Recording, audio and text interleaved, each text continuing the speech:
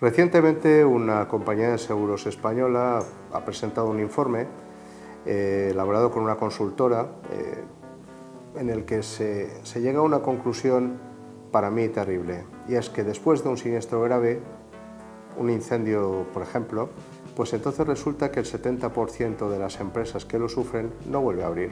Ese cierre es debido a que contaban con seguros ineficaces o ineficientes.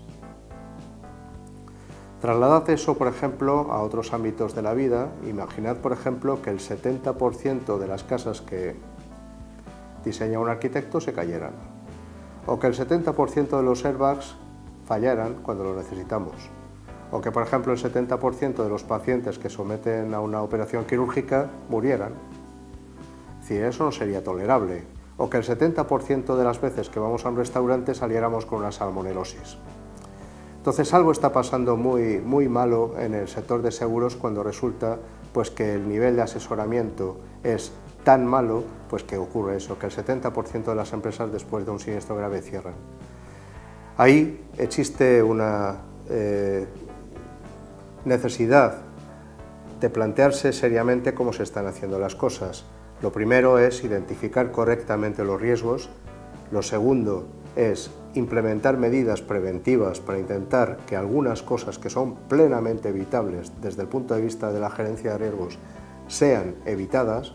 Con eso aumentamos la expectativa de supervivencia de esa empresa y después, además de esto, hacer un buen plan financiero de traslado, de cesión de esos riesgos que tiene la empresa pues, a la industria aseguradora. Es imperdonable que hoy en día todavía existan empresas, por ejemplo, naves industriales que tienen un seguro de responsabilidad civil de 300.000 euros. Si pasan fuego a sus colindantes, ¿para qué va a servir eso? Bien. O, por ejemplo, pues que no tengan una cobertura de paralización de negocio adecuadamente diseñada y que les provea de una cantidad de dinero suficiente para cubrir los costes efectivos durante el periodo en que mantengan esa industria cerrada. También, por ejemplo, es muy importante vigilar lo que son los cuellos de botella.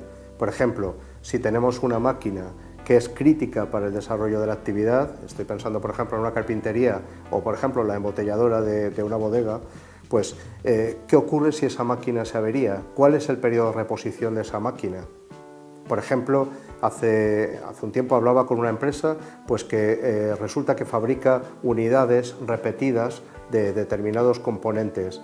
En ese caso, por ejemplo, es vital asegurar correctamente, pero además prever duplicados, por ejemplo, de sus moldes y matrices. Bien, entonces es importante medir los riesgos, a los que hoy en día hay que añadir pues, todos los riesgos tecnológicos que aparecen pues, con las nuevas funciones que está obteniendo la empresa en el mercado digital. La aparición de webs, la aparición de las redes sociales y su participación, el desarrollo de blogs con riesgos desde plagio a problemas de propiedad intelectual, uso de imágenes no autorizado, uso de marcas sin autorización previa o incluso pues, que en algún momento determinado pues, podamos herir la susceptibilidad de alguna empresa competidora. También hay que contar con la posibilidad de que hayamos cometido algún tipo de error en nuestros procedimientos en materia de protección de datos y hayamos expuesto datos de nuestros clientes o de, por ejemplo, pacientes o de empleados.